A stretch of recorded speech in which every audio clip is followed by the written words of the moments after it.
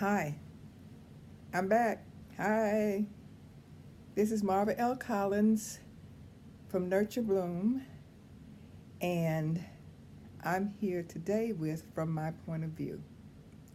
And that is from a post that Tamala does on Mondays, Musings from Marva's daughter, and I come back on Thursday and present my side of the story. Yeah, give you my side of the story. Anyway, we're here talking to daughters, and we're all daughters. Every one of us. If you were born a girl child, you're a daughter. You were a daughter long before you were anything else. And a lot of the talk here will be about mother and daughter relationships, mother adult daughter relationships. But this is not about a mother bashing, because mother is a daughter too. So we are talking to the daughter in each and every one of you. Although there might be things that come up that are mother things, but it's the daughter mother that we're talking to, not the mother, but the daughter mother who we're talking to, because all of us have something to heal in our daughter. Let me say that again. There is something to heal in all of the daughters. And that's what we're here for, to address those first woundings and heal and move on. So right now we're doing that by telling stories. Not telling lies, telling stories. So Tamala told a story this time about her memory of her title is Not Bad Mouthing Dad. And she talked about how she would come to me with an interaction that she viewed as negative with her father. And by this time, her father and I were divorced. And she would come to me with a story for me to collude with her, to agree, to talk about how bad he was. And she told me now that I never did, and how she wished I would have, but how she was so glad I didn't. Now, where did that come from? Where did that come from? Because in the time that, and I'm sure it's the same now, but my friends were bashing their exes and bashing them to his children. And that was not something I wanted to do for several reasons. One being, I didn't grow up with a father. That is not the experience I wanted for my children.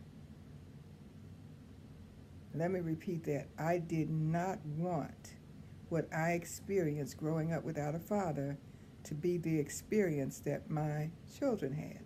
So I made a point of making sure that they had a relationship with their father, and he in turn made sure that they had a relationship with him, and not just a casual one, an everyday involvement one of being at the teachers' meetings and doing the things that a father does, so that the child is aware that they got a father and a dad. They got a father who will step up and take care of business, and a dad who will love them dearly. So that was my motivation, one of my motivations of not to badmouth him. Sure, every once in a while he would do something or say something, not do something, say something to me, and I would just blow it up. Whew, your dad is crazy. But that would be the extent of any bad mouthing. And I learned that from the older women who I grew up around. They said to me, one said to me, if that's the man you chose to marry, and you have all of these negative things to say about him, what does that say about you? Woo! I chose him. I chose him. So to find something ugly and negative to say about him, what does that say about me? Because you are who you attract. So that was a big awakening for me. I always wanted them to feel comfortable talking to their dad about dad stuff because that wasn't my role. I could talk to them about mother stuff.